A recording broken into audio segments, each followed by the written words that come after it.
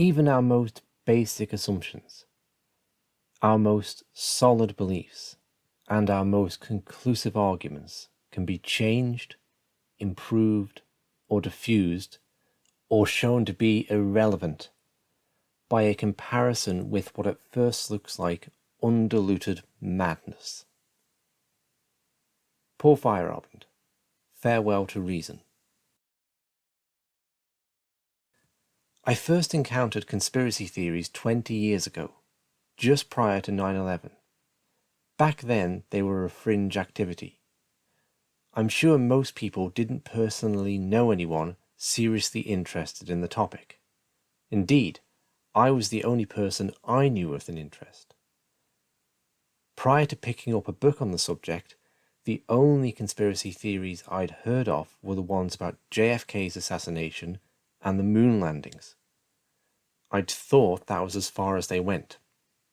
I'd also assumed they weren't true. The Kennedy one in particular. How could such a thing escape the notice of the media and academia? If there was even a hint of conspiracy, how could American democracy go on? Surely it was nothing more than fertile imaginations being picked up on by pop culture. Fast forward to today, and the landscape has completely changed. The internet has led to a massive proliferation of conspiracy theories. For good or ill, they have performed well in the marketplace of ideas.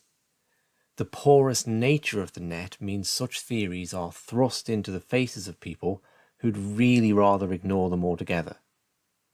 COVID-19 has certainly exacerbated this. We have all been forced to recognise that we share space with those who think very differently from us, and whose thoughts we may consider to be both objectionable and dangerous. People who perceive COVID as a deadly pandemic may see conspiracy theories as perilous, detracting from entirely sensible public health measures. Conspiracy theorists, on the other hand, may believe they are witnessing a deliberate destruction of the world's economy and the emergence of the global fascist state they've long warned about. Both sides have never felt a stronger moral imperative to speak out. In recognizing this state of play, I would suggest two possible paths emerge. The first, and overwhelmingly more popular, leads us to dig our trenches deeper and lob bricks even harder at the other side. This is the path of seeking to insulate oneself even more firmly in our existing worldviews, whilst dismissing all others, optionally in a condescending and sneering manner. The second, and often far more distasteful option, is to emerge from our trenches, let go of our egoic grip on our opinions, and open up to mystery.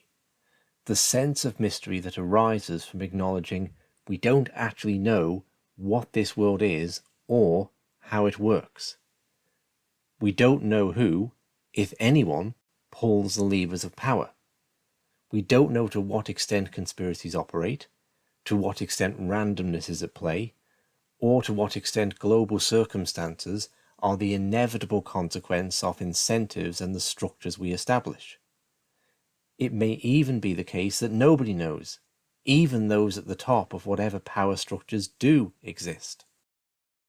If we can acknowledge rather than hide from this fundamental sense of not knowing, we may find that our attempts at understanding are enhanced by ideas that, as philosopher Paul Feyerabend says, at first look like undiluted madness. This door swings both ways. Just as conventionally minded people might learn something from considering conspiracy, so too may conspiracy theorists be occasionally enriched by taking seriously the undiluted madness of mainstream opinion. The path we take is our choice, and many will contend that resisting wrong ideas with all our might is the more virtuous course. It's a course that I, however, am insufficiently convinced of my own righteousness to be able to follow. I am therefore suggesting a kind of philosophizing about conspiracy theory, taking the ideas seriously, if not always strictly literally, and respecting their proponents enough not to write them off with cheap psychological dismissals. In the next episode, I'll continue this philosophizing by examining my own history with arch conspiracy theorist David Icke,